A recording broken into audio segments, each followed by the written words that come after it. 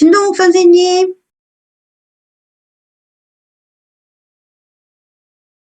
네, 선생님, 제가 아까 쉬는 시간 몇 분까지 하기로 했어요? 제가 3시 10분이라고 말씀드리지 않았어요? 네, 3시 10분이라고 말씀하셨어요. 그러니까요. 그래서 저는 아무 생각 없이 당연히 3시구나 이렇게 안 했는데 문득 제가 얘기했던 게 생각나서 선생님도 죄송합니다. 다시 복귀해 주실래요? 다행히 여러분들이 와 계시네요. 아이고. 제가 머릿속으로는 3시를 생각하고 말씀은 3시 10분으로 드렸어요.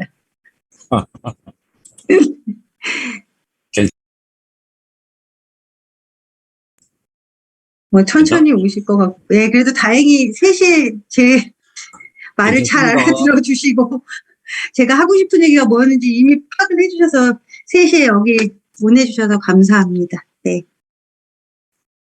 네. 슬슬 오고 계시니까 저 시작할게요. 네. 진로 취업 상담 이제 이론을 살펴볼 텐데, 여기 써 있는 특성 요인 이론, 그 다음에 성격 이론, 그 다음에 우연학습 이론을 집중적으로 말씀드리겠습니다. 예, 진로 취업 상담과 관련해서 우리가 이제 진로 취업 상담할 때 우리가 활용할 수 있는 우리가 기댈 언덕, 우리의 길잡이가 되는 것을 이론이라고 제가 말씀을 드렸는데요. 이러한 그 이론들을 우리가 활용할 수 있는 이론을 직업심리학자들이 만들어 놓은 이론들이 굉장히 많습니다. 그래서 진로 상담 이론을 이렇게 이제, 책을 보시면 진로상담 이론이라는 책이 있어요. 그런 단행본을 보시면 보통의 13챕터가 포함되어 있는데 거기에 이제 특성 요인 이론, 성격 이론부터 시작해서 발달 이론 이렇게 해서 13개의 챕터가 들어가 있을 정도로 진로 취업 상담 이론은 많이 있습니다. 그런데 진로 취업 상담 이론을 나눌 때 어떤 경우는 진로 선택을 할 시점에 도움이 되는 이론 이렇게 해가지고 진로 선택 이론이라고 이제 이름을 정해서 분류하기도 하고요. 또 어떤 이론은 발달이라는 단어를 붙여서 어떤 시점에서 선택에 초점을 맞추기보다는 진로 의식이라든지 진로에 대한 마인드 이런 것들이 어떤 프로세스로 이루어지고 아이가 들어가면서 우리가 발달해 가면서 어떻게 그런 것들이 성장해 가는가에 초점을 맞춘 이론들이 또 있거든요. 그래서 그런 이론들을 이렇게 그룹핑으로 해서 발달 이론이라고 하죠. 제가 아까 진로 취업 상담의 의미와 필요성을 볼 때 수퍼라는 학자가 나왔습니다. 대표적인 발달 이론의 대표학자라고 말씀을 드렸잖아요. 그럴 때 긴스버그, 수퍼 이런 이론들이 발달 이론으로 이렇게 그룹핑돼서 소개가 되어지기도 합니다. 그 중에서 저희는 특성 요인 이론, 성격 이론, 우연학습 이론 3가지를 살펴볼 예정입니다. 먼저 제가 이 장표에 전통 이론과 신생 이론으로 이렇게 2개가 나눠져 있는데요. 전통적 진로 이론이라는 건 사실 진로 상담이 시작되고 진로 취업 상담, 직업 심리학, 이 발산되는 시간상 초기에 생겨난 이론들을 의미하는 거고요. 사실 그렇다고 해서 지금 현재 진로 취업 상담에 있어서 피해갈 수 없을 정도로 지금도 큰 영향력을 끼치고는 이론들이 바로 전통적 진로 이론이라고 보시면 됩니다. 이 중에서 저희는 특성 요인 이론, 성격 이론을 살펴볼 거고요. 그 오른쪽에 신생 이론이라고 이렇게 그룹핑이 되어져 있는데 이렇게 표현한 것은 전통적 이론을 가지고는 설명하기가 어려운 어떤 진로 행동들이 있더라. 또는 그 초기 상황과 다르게 지금 상황이 많이 변했다. 노동시장의 패러다임이 바뀌었다. 그래서 이런 변화에 부응하려면 전통적 이론을 가지고는 충분히 설명하기가 어렵고 부족하다고 해서 생겨난 이론들에 해당되거든요. 그래서 대표적인 이론이 직업 적응 이론, 그다음에 사회학습 이론, 사회인지 진로 이론, 그리고 우연학습 이론, 구성주의, 그리고 진로 발달 이론 이런 신생 이론들이 있습니다. 사실 뭐 신생 이론이라고 해서 최근에 생겨났다는 의미는 아니고요. 전통적 이론과 대조를 하느라고 전통적 이론 이후에 생겨난 이론이라서 이렇게 신생 이론이라고 명명했다라고 이해하시면 되겠습니다. 이제 본격적으로 3가지 이론을 살펴본 이론을 토대로 이제 보충 자료에서도 봐야 될 부분이 있으면 함께 살펴보려고 하는데요. 첫 번째 생겨난 이론이 특성 요인 이론입니다. 우리 특성에 대해서는 트레이트라고 해서 선생님들과 우리가 심리검사 얘기하면서 잠깐 얘기했었죠. 개인에 대한 자신에 대한 이해를 높이기 위해서 우리가 살펴볼 수가 있는데 그 개인의 특성을 파악해야 된다고 말씀드렸었잖아요. 그 특성에 해당되는 특성과 요인의 이론의 기초입니다. 대표적인 학자는 파슨스고요. 파슨스는 직업 상담의 선구자입니다. 그래서 직업 상담사를 준비하시거나 또는 진로 직업 상담을 하시는 분들한테는 이 파슨스는 굉장히 익숙한 학자이고요. 진로 상담의 아버지라고 불리는 사람으로서 진로 상담 이론에 있어서는 시족적인 이론이라고 보시면 됩니다. 이 이론에서의 주요 관점은 개인적인 흥미나 능력이 바로 직업의 특성과 일치하기 때문에 그 직업을 선택한다는 이론이거든요. 사실 직업 심리학자들이 자신의 이론을 만들고 그걸 발전시키고 정립해 가는데 가장 기초적인 질문이 있습니다. 그 질문에 답하기 위해서 그 이론들이 발전해 나가는 거였는데요. 그 질문이 무엇이냐면 왜 저 사람은 저 직업을 가졌을까? 예를 들어 제 진로 상담가인 저 이민아는 왜 진로 상담 전문가라는 직업을 가졌을까? 왜 신동욱 선생님은 직업훈련 도강사가 되셨을까? 또는 어떤 사람을 보니까 학부 전공을 보니까 전혀 관련이 없는데 왜 저런 길로 들어섰을까? 그런데 지금 그 직업에 대해서 굉장히 만족스러워하는 것 같다. 왜 저 사람은 저 직업을 가졌는데 또는 늘 불만이 많고 이직한다고 얘기하고 그래서 왜 저 사람은 저 직업을 가졌을까에 대해서 논리적으로 이론적으로 설명하기 위해서 그 현상에 대한 답을 얻으려고 하는 게 진로 이론이겠죠. 그래서 왜에 대한 답을 설명하기 위해서 파슨스는 개인이 가진 흥미나 능력이 그 직업이 가지고 있는 특성과 일치하기 때문에 그 사람은 그 직업을 선택한다. 그러므로 개인의 특성과 그 직업에서 필요로 하는 요인이 밀접히 연결될수록 이게 이제 매칭이 잘 된다는 거죠. 더 유사성이 많고 관련성이 높으면 높을수록 그 직장에서의 조직의 생산성뿐만 아니라 그 직업을 선택한 개인의 직업 만족도가 커진다는 것을 전제하고 있는 게 특성 요인의 이론이라고 보시면 됩니다. 즉 파슨스는 왜 저 사람이 저 직업을 가졌을까에 대한 해답을 그 사람이 가지고 있는 흥미, 적성, 가치관, 성격, 유형 이런 것들이 저 사람이 수행하는 직무와 잘 맞으니까 저 직업을 선택했다는 거거든요. 그래서 그 직업을 선택했을 뿐만 아니라 선택한 이후에 그 직업에 대한 적응을 잘하고 있고 또한 업무 능력이 뛰어나다는 평가도 받으면서 인정도 받을 수 있고 그렇기 때문에 이직이나 전직을 하기보다는 그 직업에 오래 머무르면서 활동을 할 수 있겠다. 라는 이런 논리에서 만들어진 이론이라고 보시면 됩니다. 이 이론에 몇 가지 가정과 명제가 있거든요. 각 개인은 신뢰롭고 타당하게 측정될 수 있는 고유한 특성의 집합체라는 거예요. 우리가 특성에서 보다시피 이 이론은 많은 심리검사를 배출했습니다. 파슨스를 필두로 해서 그 이후에 제자들, 후배들이 관련된 직업심리검사를 많이 만들었거든요. 왜냐하면 이 각 개인은 신뢰롭고 타당하게 측정될 수 있다는 게 전제가 되었기 때문입니다. 그리고 각 직업은 성공을 위해서 특정한 특성을 소유하고 있는 근로자를 필요로 한다는 게 이 명제였고요. 직업의 선택은 직선적인 과정이라는 것도 그 각 개인이 가지고 있는 특성과 그 직업에서 요구하는 요인들이 잘 맞는 것들을 연결시켜서 매칭하는 것이 중요하다고 강조하고 있고요. 개인의 특성과 직업의 요구하는 매칭이 잘 되면 될수록 일종의 그냥 궁합이 잘 맞으면 맞을수록 그 성공 가능성은 높아질 것이다라는 가정을 하고 있습니다. 그래서 특성 요인 이론의 핵심 내용은 이와 같습니다. 뭐냐면 개인 분석이 되게 중요해요.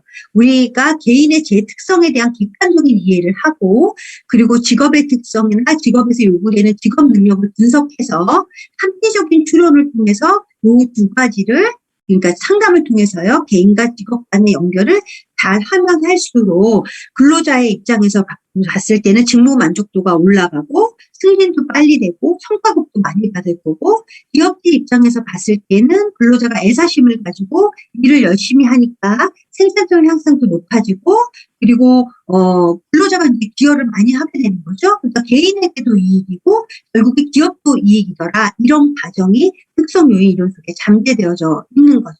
네. 그래서 만약에 선생님이 이제 어떤 훈련생이 선생님한테 와서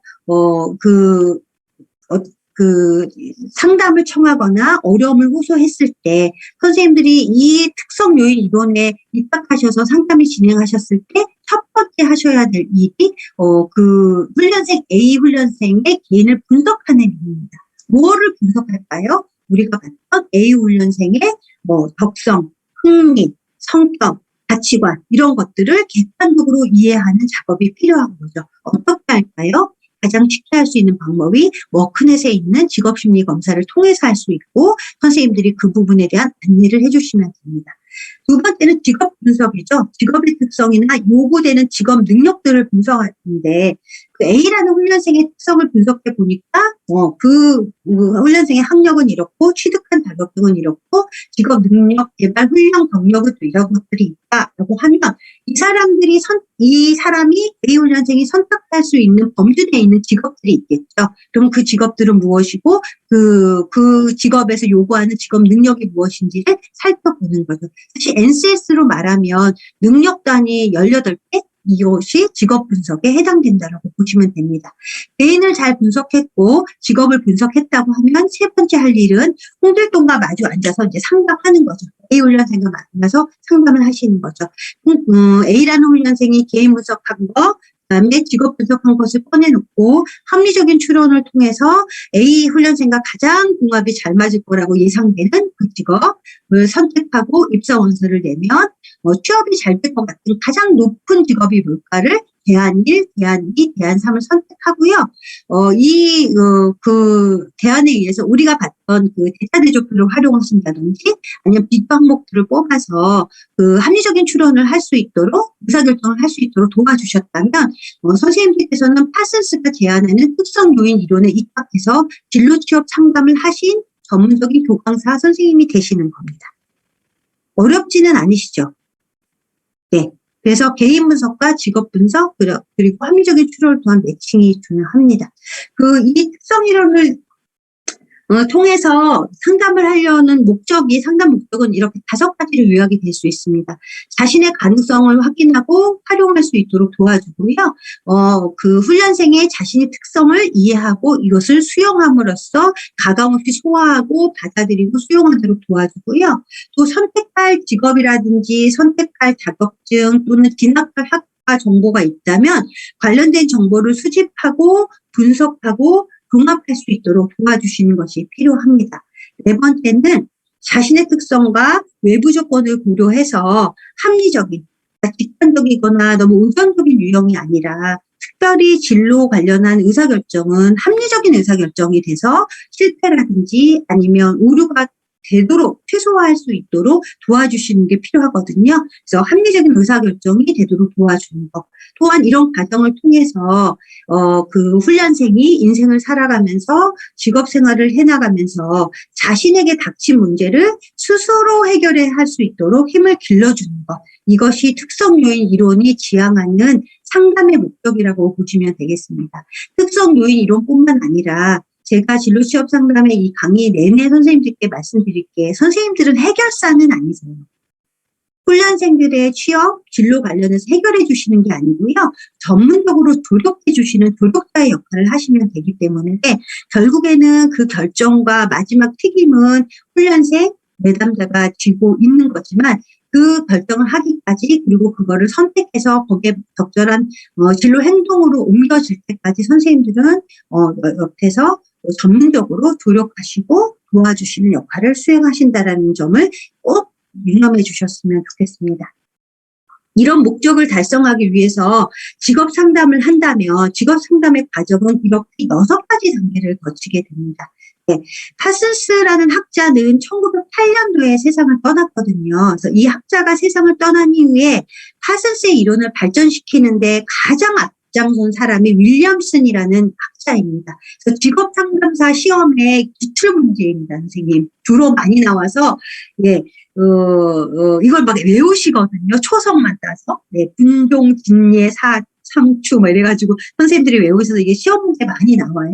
그런데 이 윌리엄슨이라고 하면 나는 직업 상담사 공부를 한 적은 없고 상담 이론을 공부했는데 거기에 보면 상담 이론서에 보면은 비시적 상담의 창시자로 윌리엄슨이 나오는 그 교재가 있어요. 책이 있어요. 그리고 알고 계신 분들도 계실 거예요. 그런데 오늘 여기서 확인해 본 결과는 윌리엄슨이라는 학자는 족보가 심리 상담이 아니었구나. 취업 상담, 직업 상담 쪽이었구나. 이렇게 이제 이해를 하실 수 있을 거고요. 파슨스가 이제 그 학자가 세상을 떠나고 나서 2세대 주자로 보시면 되고요. 윌리엄슨은 파슨스가 만든 이 이론에 입각해서 제3자에게 진로 취업 상담을 한다면 이렇게 6가지 단계를 거치면 된다라고 했습니다. 예. 그래서 뭐냐면 분석. 개인에 관련된 지식 자료를 수집하고요. 종합은 개인의 장단점, 욕구, 문제 등을 종합해서 누구누구는 이러이러한 사람이라는 디스크립션이 나오겠죠. 그것을 한 다음에 진단은 문제의 특성과 원인을 이제 진단의 단계에서 이 개인의 문제의 특성과 원인을 객관적으로 파악해서 그 진단의 과정을 거치게 됩니다. 그러니까 윌리엄스는 저렇게 분석하고 종합을 하고 나서 진단할 때 진단의 4가지 틀을 제시했어요. 뭐 최욱일 선생님도 좀 생각나실 것 같긴 한데요. 4가지 틀이 뭐냐면 첫 번째, 진로 무선택 유형이 있어요. 그래서 진로를 결정한 바가 없거나 진로를 선택했지만 자신감이 없어서 타인으로부터 자기가 그 직업에서 성공할 것이라는 위안을 계속 받으려고 하는 거니까 약간 진로의 무선택이거나 선택을 했어도 확실성이 확 떨어지는 경우에 해당되는 개인이 있겠죠. 두 번째 선택은 불확실한 선택입니다. 선택한 진로는 있는데 그거에 대한 자신감, 네네. 이게 이제 불확실한 선택이네요. 네. 그래서, 그 타인으로부터 선택에 대한 어떤 확신을 얻으려고 하는 것. 진로 무선택, 선택이 되지 않은 거. 그 다음에 선택을 해놓고도 불확실한 선택이 2번째고요. 세 번째는 우리가 직업을 선택하거나 학과를 선택할 때, 그 다음에 즐겁게 할 수 있는 일을 선택하라고 얘기한다고 말씀드렸잖아요. 거기 잘할 수 있는 거에 해당되는 게 적성이고요. 그 다음에 재미있게 할 수 있는 게 흥미잖아요. 그런데 이 선택하는 유형 중에서 흥미와 적성 간의 모순이 되는 선택을 하는 경우가 있습니다. 그래서 직업을 가진 능력이 부족한데 또는 적성에 맞는 직업에는 흥미가 없고 흥미는 있으나 그 직업을 수행할 만한 적성이 부족할 때 이렇게 적성과 흥미에 불일치가 있는 경우가 3번째 유형에 들어갑니다. 마지막으로 4번째는 우둔한 선택이거나 현명하지 못한 선택이거든요. 그러니까 조금 동기도 되게 낮고 능력도 낮은 분이 굉장히 능력이 많고 동기가 높은 수준이 요구되는 직업을 원하는 경우라든지 또는 특별한 재능을 가지려 하지만 그러한 특수한 재능이 부족한 경우 또는 흥미가 별로 없는 분야를 택하는 경우도 여기에 해당되고요. 자리가 많지 않은 경우. 네, 뽑는 자리가 별로 없는데도 그 직업을 유달리 그냥 꼭 원하는 경우 또는 간혹가다 자신의 능력보다 항상 늘 훨씬 낮은 능력을 요구하는 직업을 선택하는 경우들이 있거든요. 그런 경우는 현명하지 못한 선택의 이 4가지 진단 틀 속에서 그 한 개인의 분석과 종합을 통해서 그 4가지 진단 틀에 이 사람은 어디에 해당되는지를 진단합니다. 그리고 나서는 그 4개의 진단 틀에 해당되는 거에 따라서 그 선택 가능한 진로에 대한 성공 가능성 예측이 달라질 수 있겠죠. 그리고 그에 따른 문제 해결 및 의사결정을 위해서 조력하는 상담이 또 다르게 진행될 수 있겠죠. 그래서 분석, 종합, 진단, 예측, 상담을 통하고 나중에 투수지도라는 사후 점검 및 재배치하는 이 과정을 통해서 그 상담이 이루어집니다. 그러면 이렇게 상담을 하는 과정에서 상담사 또는 선생님들이 훈련 교감서주의 역할은 뭘까요? 첫 번째는 훈련생의 특성을 객관적으로 파악하는 활동을 해주셔야 됩니다. 그래서 흥미, 적성, 성격, 가치관들을 파악하기 위해서 선생님들께 여러 차례 말씀드렸지만 심리검사를 선생님들이 실시하실 수 있고 그 결과지를 가지고 앉아서 상담의 거리로 충분히 활용하실 수 있는 능력이 필요합니다. 그래서 워크넷에 있는 검사들 중에서 적어도 2-3개 정도는 선생님들이 권유해 주셔야 되고요. 그것을 권유해 주시기 전에 선생님들이 스스로 한번 검사를 받아보시고 거기에 대한 정보라든지 느낌 같은 것들을 좀 정리해 두시면 이후에 훈련생들에게 이 검사를 제안하시거나 안내해 주실 때 훨씬 더 적절하게 안내가 가능할 것으로 보입니다. 그리고 직업세계 및 상급학교에 대한 정보 제공 활동을 하셔야 되고요. 직업세계 및 교육세계의 현황과 전망들을 제안해 주시는 게 필요합니다. 그렇게 하기 위해서는 선생님들이 관련 정보의 최근 정보를 잘 파악하고 계셔야 되겠죠. 그래서 혹시 자격증에 관한 정보가 필요하다면 큐넷이라는 사이트를 선생님들도 들어가셔서 서치하시면서 뭐 공부해 놓으시는 것도 필요하고, 훈련생들에게 큐넷 사이트를 안내해 주셔야 되고요. 직업 훈련과 관련된 정보라면 HRD 넷이라는 그 사이트가 있으니까 그것을 보시면 되고, 또는 고등학생이 대학 진학에 대해서 물어보면 뭐 어디 가라는 또 다양한 사이트가 있지만 그런 사이트가 가장 공신력이 있다. 그래서 이런 것들을 알고 관리하고 어떤 메뉴가 새로 생겨나고 어떤 메뉴가 없어졌는지 선생님들이 만나시는 훈련생들이 주로 들어가 봐야 될 어떤 이런 직업세계나 상급 학교에 관한 정보를 제공하는 그 공신력 있는 소스에 대해서 선생님들이 주기적으로 들어가서 모니터링 하시면서 파악하시는 그런 역할이 중요합니다.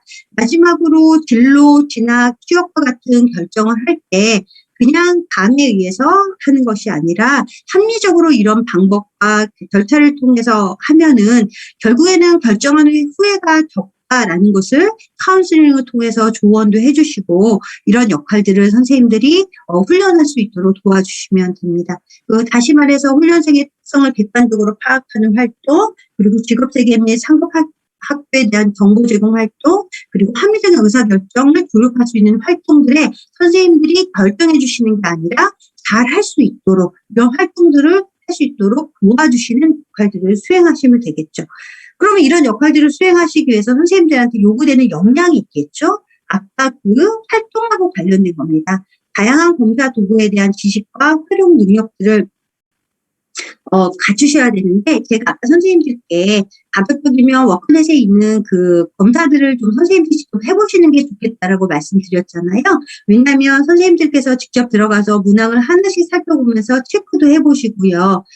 결과표도 자신의 결과표도 출력해서 좀 밑줄치면서 한번 읽어보시고, 적성 검사를 하니까 이거는 얼마나 시간이 걸리는구나, 좀 오래 걸리니까 인내심이 좀 있어야 되겠네, 이 검사 끝까지 하기가 좀 힘드네, 이런 것 좀 느껴보시면 훈련생들이 막상 이 검사를 했을 때 어떤 것들을 경험하실 수 있을지 선생님들께서 훨씬 더 실감 있게 느껴보시잖아요. 그래서 훈련생들한테 권유할 때도 이런 것들을 미리 말씀해 주실 수 있어요. 어떤 사람들은 직업 선호도 검사는 두 가지가 있습니다. S형이 있고 L형이 있는데, S는 숏의 S고요. L형은 롱의 L자입니다. 그래서 숏 S형 검사는 한 20분에서 25분 정도 걸리니까 짧고요. 그다음에 롱은 직업 선호도 검사뿐만 아니라 그다음에 성격 검사, 그리고 성격 오요인에 의한 검사가 있고요. 그다음에 생활사 검사가 같이 포함되는 기인 검사입니다. 시간이 훨씬 더 많이 걸려요.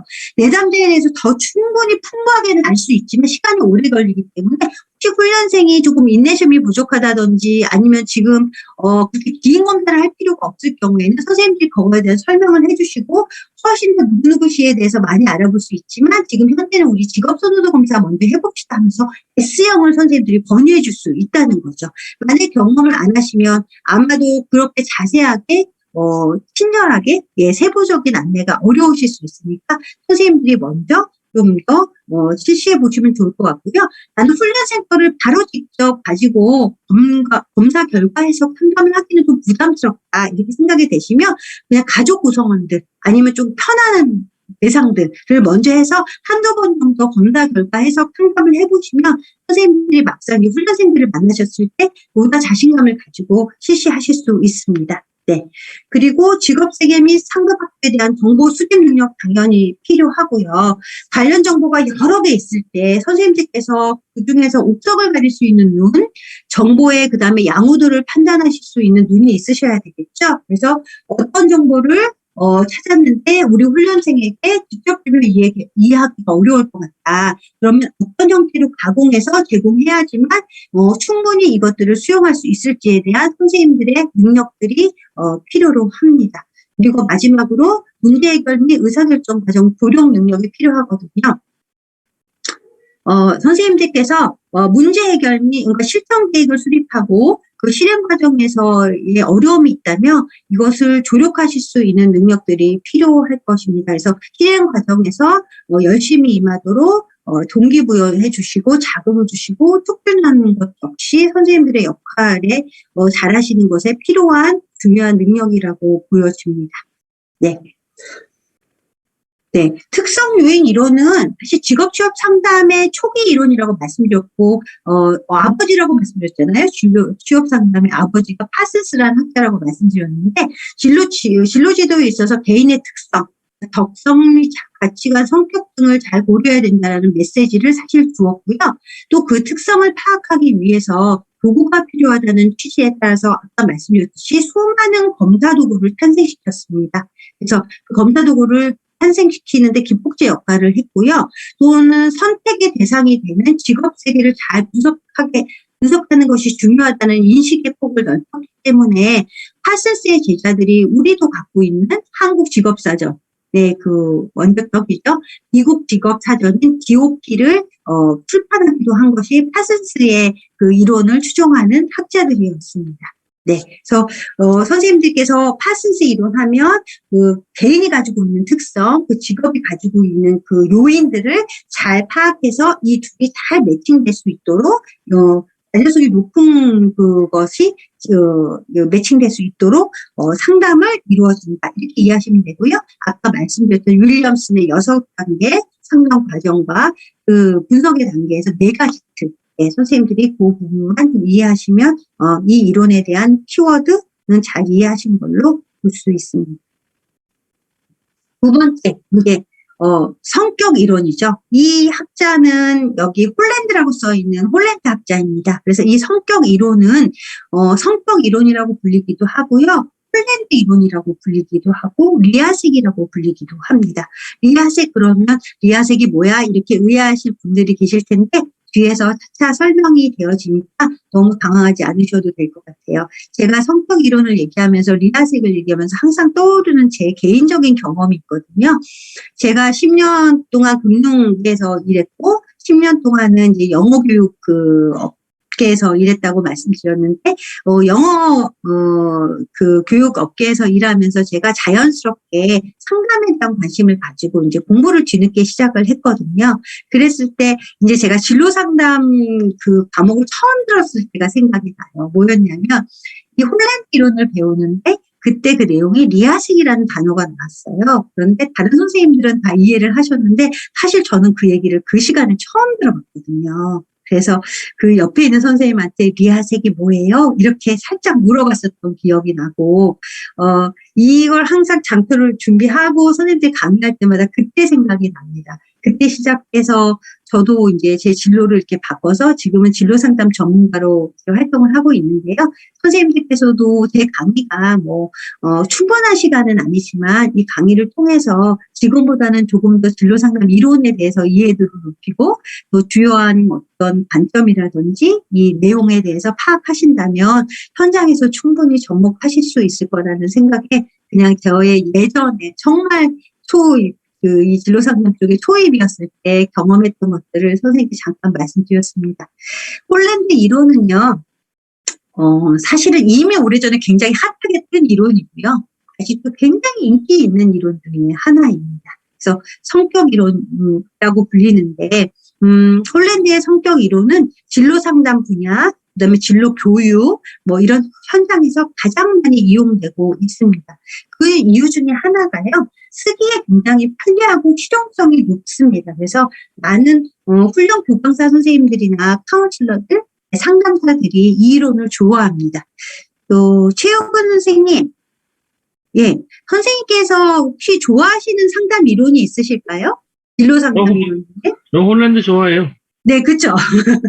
저도 이거 강의를 하다 보면 3가지 이론들을 쭉 설명드리잖아요. 그러면 홀랜드 이론에서 제일 재미있어 하세요.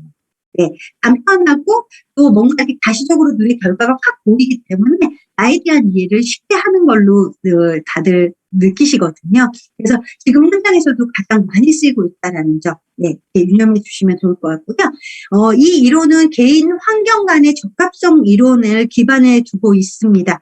특성 요인 이론과 홀랜드 이론의 공통점은요, 매칭입니다, 선생님. 개인과 환경이라는 직업을 매칭하는 것을 강조하고 있거든요. 그래서 개인의 특성과 환경의 특성의 이해를 통해서 비슷한 특성의 개인과 환경이 매칭된다고 하면 그걸로 인해서 개인은 직업 만족도가 올라가고 그 직업에서 직장에서의 저는 어떤 생산성이 향상되겠다. 그래서 이것을 강조하고 있는 이론이고요. 개인 지향성 유형이라는 게 있습니다. 이것은 뭐냐면요. 자신이 선호하는 지향성을 만족시키기 위해서 커리어를 선택한다는 개념입니다. 제 예를 하나 그냥 간단하게 드리면, 색에서 색인 S 유형이 사회형이거든요. 저는 개인적으로 개인의 특성이 사회형이 가장 높게 나오고요. 제가 가지고 있는 진로 상담, 전문가, 또 진로 상담자, 카운슬러는 사실 그 직업 자체가 사회형이 가장 높은 특성으로 뜹니다. 그렇기 때문에 저는 제가 선호하는 지향성, S 유형을 만족시키기 위해서 제 커리어를 선택했겠죠. 그래서 바로 그 결과적으로 진로 상담 전문가라는 직업을 선택했다라는 그 개념이 이 개인 지향성의 유형입니다. 선생님들과 간략한 어떤 직업 선호도 검사를 해보면요. 지금 선생님들이 가지고 계시는 직업과 선생님들의 유형들이 굉장히 매치하는 일이 높습니다. 그렇기 때문에 만약에 선생님들이 지금 직업에 대한 만족도가 높으시다면 그 매칭률이 더 높을 거고요. 그럼에도 불구하고 조금 불만족하신다면 다른 요인들이 섞여 있다는 거. 예, 이렇게 이해하시면 되겠죠.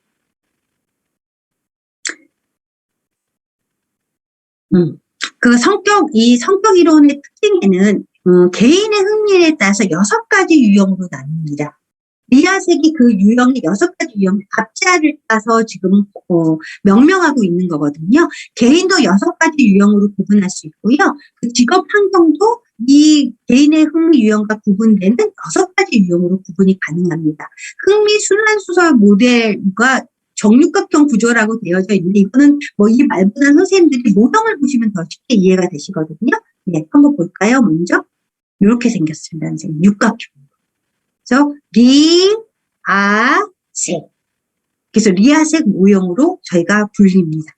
다시 또 제가 아까 말씀드렸듯이 개인 지향성 투구라는 어떤 개인 지향성 유형을 말씀드렸잖아요. 그래서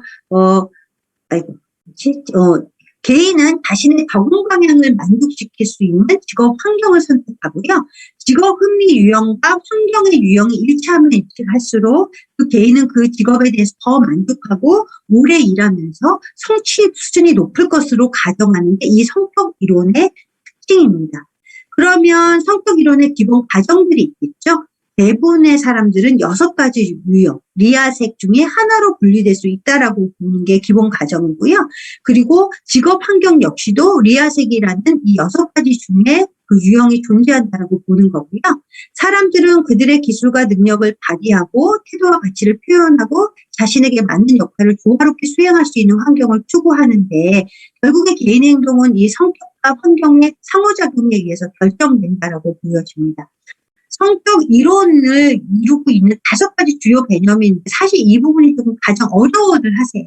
예. 그런데 제 설명을 조금 먼저 들으신다면 좀 더 이해하시기 편하실 것 같아요. 리아색으로 다시 갈게요. 일관성이라는 개념이 있습니다. 인접한 유형은 일관성이 높다라는 개념인데요. 선생님, 제가 모형을 다시 보여드릴게요. 이렇게 리아색이 있는데, 선생님, RI가 일관성이 높을까요? RS가 일관성이 높을까요?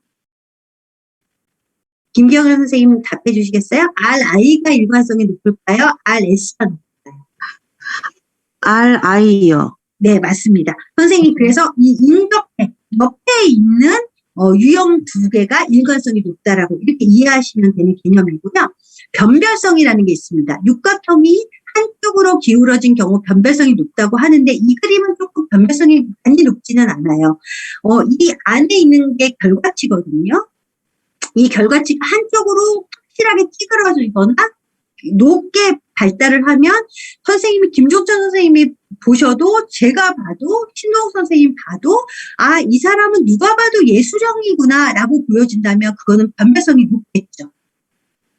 그런데 이 육각형이 거의 비슷한 그 모양으로 잡고 있다고 하면 누가 봐서도 이 사람이 무슨 유형이 특별하게 도드라지는지가 안 보인다고 하면 그 사람은 변별성이 낮다라고 보는 겁니다. 여기까지 이해가 되셨을까요? 그리고 이제 정체성은 그 도표를 갖고 보는 건 아니고요. 개인의 목표나 흥미, 재능에 대해서 명확하고 안정된 그림을 가지고 지속적으로 추구한다는 개념인데, 사실 이 결과를 해석할 때 이 그 육각형의 크기도 중요합니다. 크기가 너무 작으면 발달하지 않은 거거든요. 흥미 유형이. 또는 아까 변별성이 높다 낮다 해서 변별성이 낮은 게 이 육각형이 똑같이 발달했다고 하면 그건 흥미 분화가 일어나지 않다라고 보거든요. 그래서 홀랜드의 흥미 이론에서는 똑같이 육각형으로 별다표가 나오면 그 흥미 유형을 얘기할 수 없다. 증명할 수 없다라고 보는 거죠. 그래서 한쪽으로 확실하게 또는 한두 가지가 확실하게 발달돼야지 변별성이 있다라고 보고 그렇게 된 모습이 정체성이 잘 이루어진다라고 그렇게 이해하시면 되겠습니다. 일체성은 뭐냐면요. 내가 속한 유형, 제가 S형이라고 말씀드렸잖아요. 이 유형이 이런 S유형을 많이 보이는 직업, 뭐 상담사도 있고 교사도 있고 강사도 있고 이게 여기에 S형들이 많이 S형의 흥미 유형으로 분류되는 직업들이거든요. 그 직업을 선택하게 된다고 하면 뭐가 높다? 일치성이 높다. 그러니까 개인의 유형과 그다음에 직업의 유형이 일치하면 일치할수록 일치성이 높다라고 보는 거죠. 대책성이 조금 어려워요. 근데 이건 통계적인 개념이기 때문에 선생님 요거 두 개가 일관성이 높잖아요. 예? 그런데 이게 거리는 짧잖아요.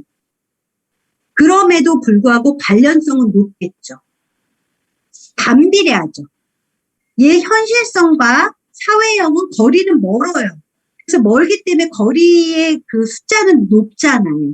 20인데 관련성은 뭐 예를 들어 10으로 여기에 관련성보다 낮아진다는 반비례적인 개념인 거죠. 그래서 요거는 뭐 그렇게까지 깊게 이해는 안 하셔도 되고요. 육각형 모델에서 유형 간의 관계는 이론적인 관계의 반비례예요. 그래서 인접한 유형은 거리는 짧지만 상관계수는 높다. 인접하지 않는 유형은 거리는 멀지만 상관계수는 낮다. 이렇게 보려고 하는 주요 개념이 계측성이라고 이해하시면 됩니다.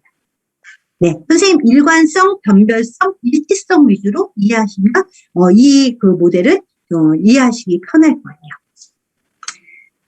네. 궁금하신 사항 있으실까요? 여기까지 넘어가도 될까요, 선생님? 네. 네. 지금 뭐 R하고 I하고 일관성이 높다고 했잖아요. 네. 근데 지금 R하고 네. 그 A도 일관성이 높은 거로 봐야 되는 거죠. RS보다는 높죠.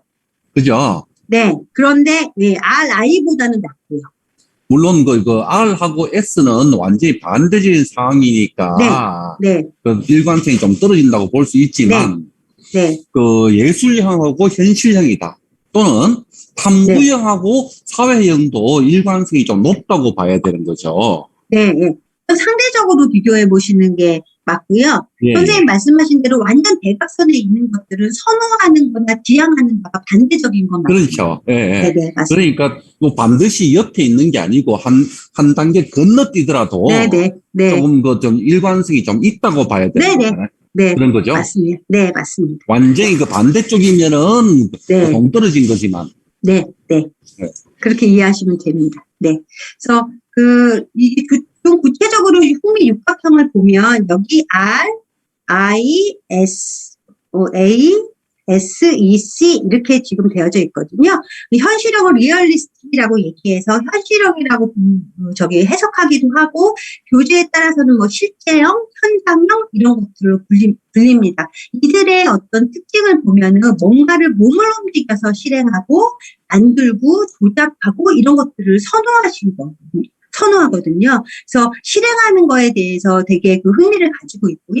사물을 지향합니다. 그래서 사람보다는 기계, 도구, 뭐 동물, 땅 이런 사물을 선호하시죠. 그래서 김종수 선생님 말씀하신 대로 이 반대적인 부분에 있는 게 S잖아요. S는 뭐를 지향하게 돼 있나요? 사람을 지향하게 되어져 있거든요. 그래서 이렇게 대각선에 있는 경우는 반대적인 그 흥미를 보입니다. 네. 그 다음에 I는 탐구형이에요. investigative라고 해서 탐구형인데, 여기 이 탐구형들은 이 사고가 굉장히 중요합니다. 네. 그래서 많이 생각하고, 성찰하고, 탐색하고, 공부해야 되기 때문에, 이거하고 관련된 대학의 학과나 직업들이 탐구형하고 궁합이 맞는 거죠. 사물보다는 아이디어를 지향하는 유형이라고 보시면 되고요. 그 다음에 A형은 예술형입니다. 이 유형의 키워드는 창조예요. 네. 그리고 뭔가 자율적이고 창의적인 그 분위기에서 아이디어를 지향하는데 여기에서의 탐구형의 아이디어와 예술형의 아이디어는 조금 다르겠죠. 네. 그리고 사회형은 사람을 상대하고 그리고 사람과 상호작용하는 것을 굉장히 좋아하고요. 이타성이 강해서 자선이나 아니면 다른 사람을 도와주고 다른 사람의 성장을 도모하고 이런 거 노력하고 이런 활동들을 굉장히 좋아합니다. 그래서 제가 주로 이 강의에서 만나뵙는 훌륭 교감사 선생님들 중에 S형들이 많으세요. 네, 뭐 대부분이라고도 보여지기도 하거든요. 네. 그리고 그 다음은 기업형, 엔터프라이징이라고 해서 기업형이라고 얘기하기도 하고 진취형 또는 설득형이라고도 번역이 되는데요. 이들은 목표를 향해서 사람들을 관리하고 이끌어가는 것을 좋아하는 경향이 있습니다. 그리고 과제지향적이죠. 훈련 교강사를 활동하시는 선생님들 중에서 간혹 기업형이 1코드, 첫 번째 코드나 또는 두 번째 코드를 뜨시는 경우가 있어요. 그런 경우에 여쭤보면 그 훈련센터에서 어떤 관리직을 담당하고 계신다거나 아니면 훈련 교강사를 좀 관리하시거나 이런 역할들을 좀 많이 하시는 경우들이 많이 있습니다.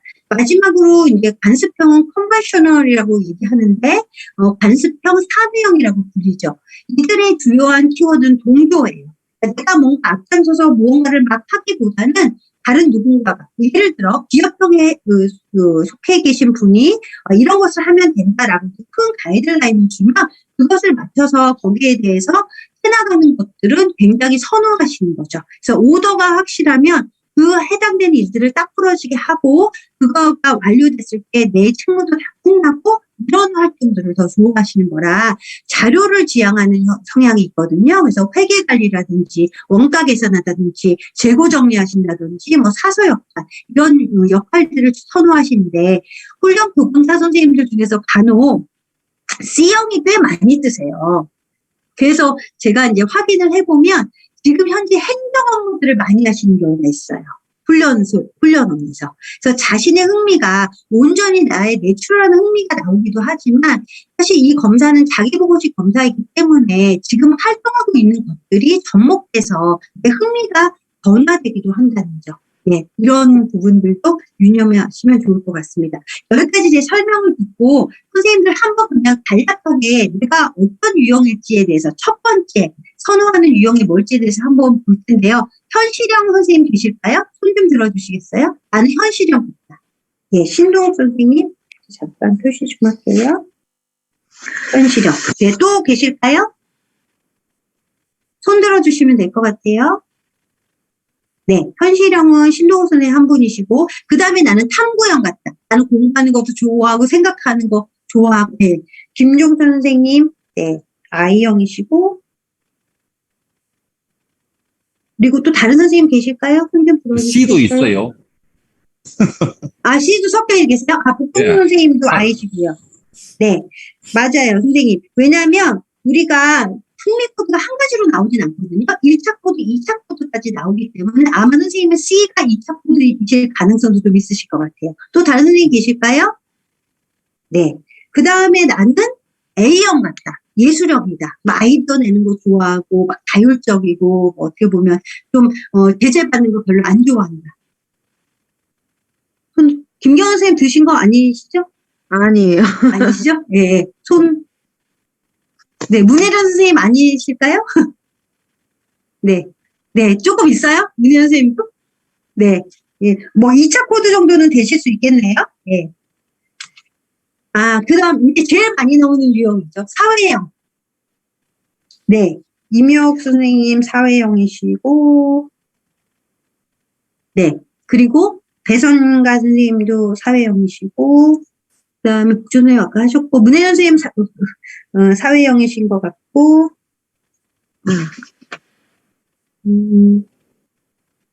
또,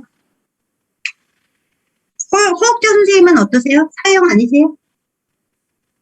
전 안 되시죠? 네, 사회형이세요? 네. 허옥재 선생님도 사회형이시고, 그 다음에 다시 한번 손 들어주시겠어요? 배선가 선생님 들으셨고, 그 다음에 문혜연 선생님, 허옥재 선생님, 네. 네, 배선가 선생님까지, 네. 사회형. 네, 됐습니다. 다음에 나는 기업형이다. 기업형. 나는 사람들 관리하고 목표를 가지고 다 그들을 이끌고 가고 이런 걸 선호한다. 허욱재 선생님, 여기 섞여 계신 것 같으세요? 기업형? 네. 네네, SE 되신 것 같다는 거죠? 네, 마지막 관습형. 나는 자료를 지향하고 이런 거 정리하고 이런 거 좋아한다. 최혁균 선생님이 안 들어주셨는데? 선생님은 어떤 유형이세요? 아까 S에서 손 들었는데. 아, S였어요? 제가 못 뺐어요. 네, 최혁균 선생님 S요. 네, S입니다. 네.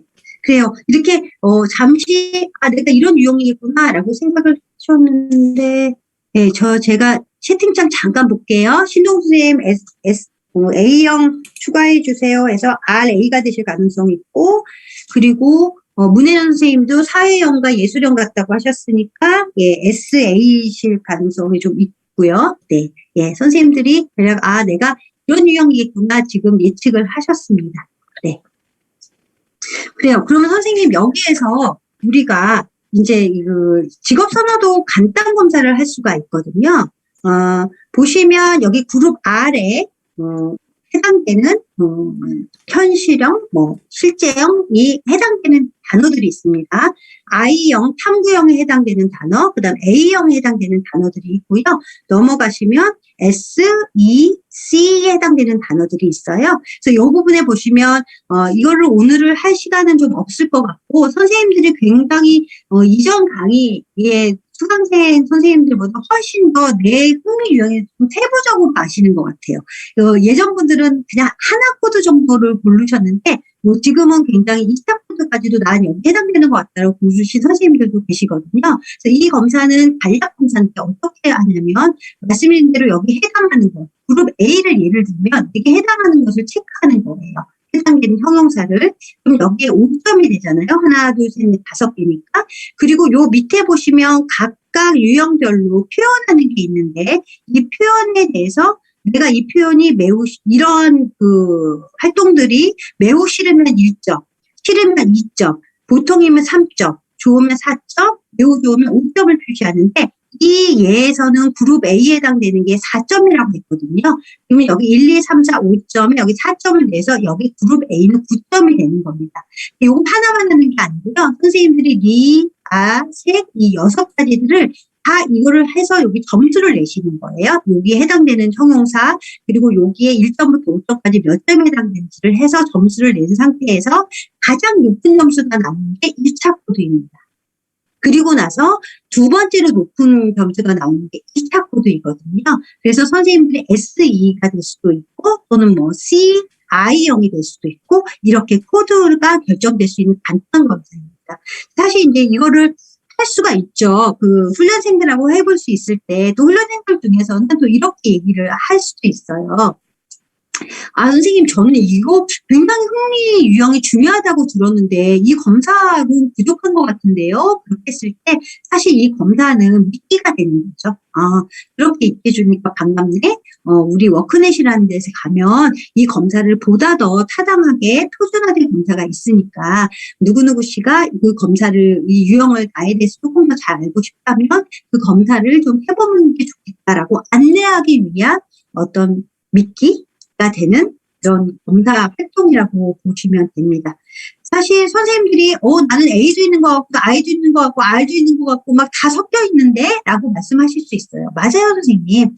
모든 사람들이 우리는 다 6가지 성향을 가지고 있습니다. 왜냐하면 선생님들 이 R, I, 리아식 점수가 다른 게 다 하나가 100점이고 다른 게 0점이지가 않거든요. 그러니까 상대적으로 가장 높은 점수, 두 번째 높은 점수 이렇게 되는 걸로 흥미 코드가 정해지기 때문에 선생님들 안에는 이 6가지 성향들을 다 가지고 있다는 거. 네, 이렇게 이해하시면 되고요. 만약에 내가 검사를 했을 때 한쪽으로 아주 확실하게 나는 A형으로 나왔다. 그럼 선생님 제가 아까 말씀드린 개념 중에 뭐가 높은 걸까요? 우리 주요 개념 중에 일치성이 높은 걸까요? 일관성이 높은 걸까요? 변별성이 높은 걸까요?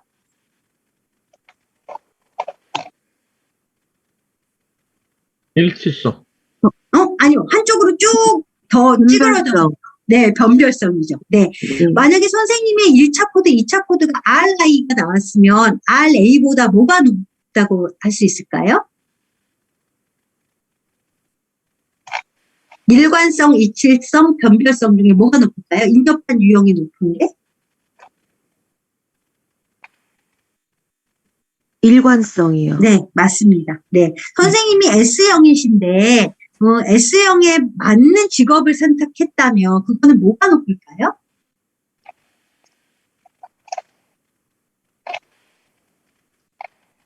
일치성이겠죠. 네, 그래서 이 두 개념을 이렇게 이해하시면 좋을 것 같습니다. 선생님들 나중에 직업선호도 검사하시면 육각형의 크기도 중요하다고 말씀을 드렸잖아요. 왜냐하면 육각형의 크기가 조금 너무 작으면 흥미 발달이 덜 된 거고, 문항 중에서 아니다, 뭐 전혀 아니다, 여기에 더 많이 체크하신 거고요. 육각형 모양이 어느 정도로는 크다 하면 흥미 발달이 잘 이루어진 거고, 그런 경우에는 그렇다, 매우 그렇다의 체크를 많이 하신 거라고 보면 되셔서 아까 말씀드린 일치성, 일관성, 변별성, 그다음에 흥미 발달에 따라서 크기, 육각형의 크기, 그다음에 한쪽으로 확실하게 찌그러져서 모든 사람이 봤을 때 이 사람은 A형이구나 또는 I형이구나, 탐구형이구나 이런 거를 알아볼 수 있다면 변별성이 높다. 이렇게 선생님들이 이해하시면 플랜트 이론의 많은 부분들을 다 이해하신 거라고 생각하시면 됩니다. 네. 나중에 기회 되시면 이 검사도 해보시는데요. 그거보다는 워크넷에 있는 검사를 통해서 보다도 타당한 결과를 좀 선생님들이 살펴보시면 좋을 것 같습니다. 네. 이제 성격 이론을 가지고 요 활동 하나만 더 하고 선생님들 쉬는 시간 갖도록 할게요. 여러 명의 친구들이 모여서 피자 가게를 하려고 해요. 선생님들이 제가 그냥 뭉뚱그려서 훈련 교강사로 활동하시는 선생님들은 S형이 높으세요 이렇게 말씀드렸지만 아까 한 예에서 또 훈련 교강사로 활동하시면서 내가 맡은 직무라든지 주요 하는 보직이라든지 또는 내 그 유형에 따라서 거기에서의 새로운 다른 S유형과는 다른 활동들을 하시는 분들이 분명히 계시거든요.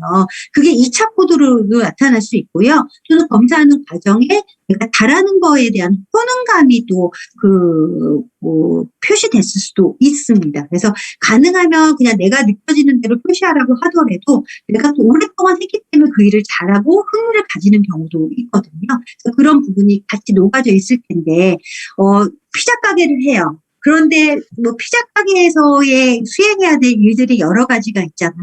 그 여러 가지 일들 중에서 선생님들은 어떤 일을 가장 재미있게 할 수 있을지를 좀 생각해 보시면 좋을 것 같아요. 그 예 중에 하나 피자 가게를 준비해요. 내가 가장 재미있을 것 같은 일은 무엇인가? 재료 구입 및 요리가 재미있을 것 같다. 라고 생각하시는 분 계실까요? 손 좀 들어보시겠어요? 네, 없으시네요. 아까 R을 선택하신 선생님이 계셨는데 신동욱 선생님 어떠세요?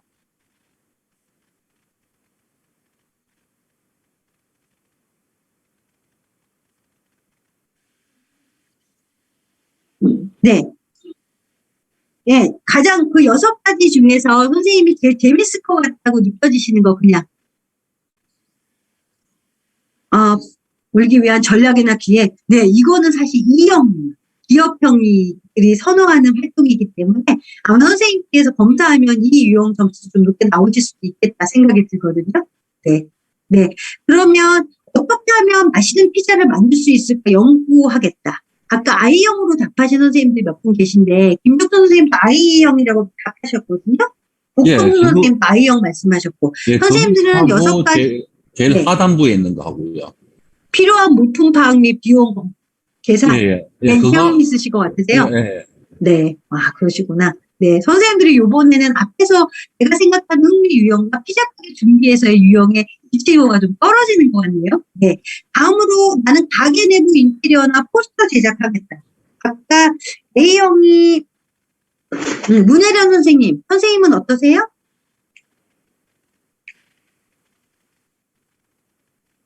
어떤 게 더 흥미 있으세요? 선생님 그냥 편하게 말씀해 주셔도 돼요. 꼭 A형 아니셔도 돼요. 목소리가 안 들리네요? 이 채팅창에 써주셔도 될 것 같고요. 네. 다음에 그러면 나는 가게 내에서의 서빙, 손님을 응대하는 것을 하겠다. 이게 가장 재밌어 보인다. S형 아까 많으셨는데. 네. 선생님 쓰셨어요. 잠깐만 볼게요.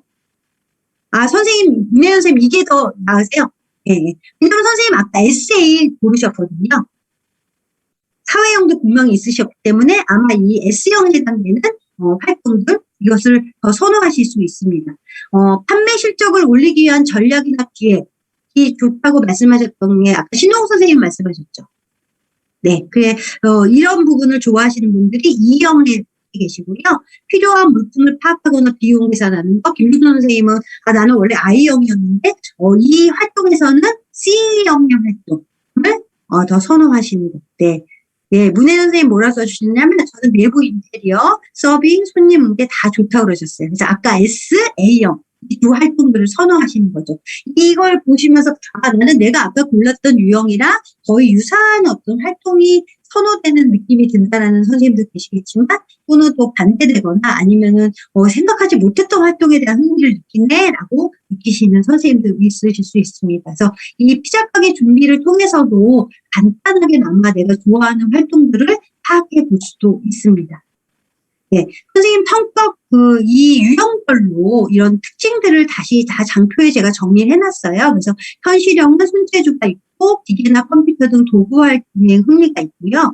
분명하고 질서 정연하고 실질적인 걸 좋아하고 여기에 대한 자기평가, 타인평가, 선호활동, 덕성, 성격, 회피 활동들이 있기 때문에 선생님들이 이 부분은 유형검사 하신 다음에 성격 유형 검사 하시고, 그러니까 직업 선호도 검사를 통해서 성격 유형을 파악하실 수 있거든요. 그걸 통한 다음에 한번 자세히 읽어보시면 좋을 것 같고요.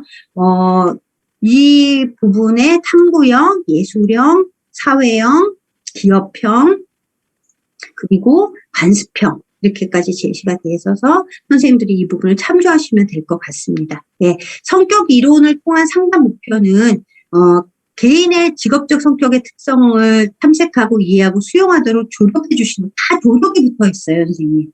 그쵸?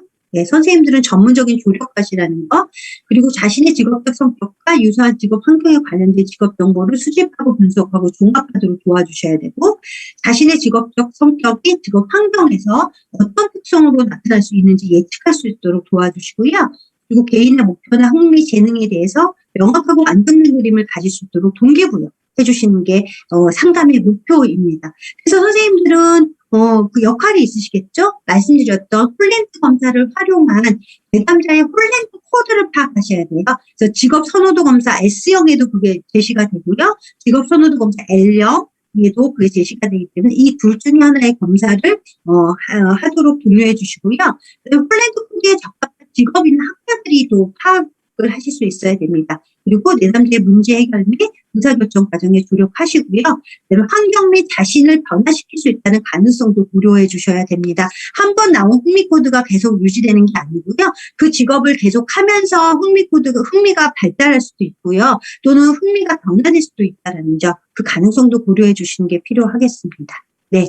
그래서 여기까지 이제 성격 이론을 했는데, 저희가 잠시 후에 오늘 직업 선호도 검사를 보기보다는 내일 직업 심리 검사를 하면서 직업 선호도 검사를 같이 살펴보는 게 더 나을 것 같고요.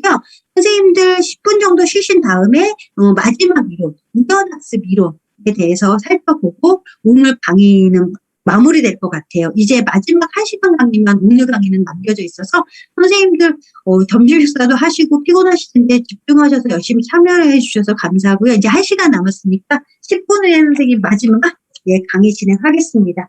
지금 4시가 됐으니까 4시 10분까지 쉬시고 4시 10분에 뵐게요.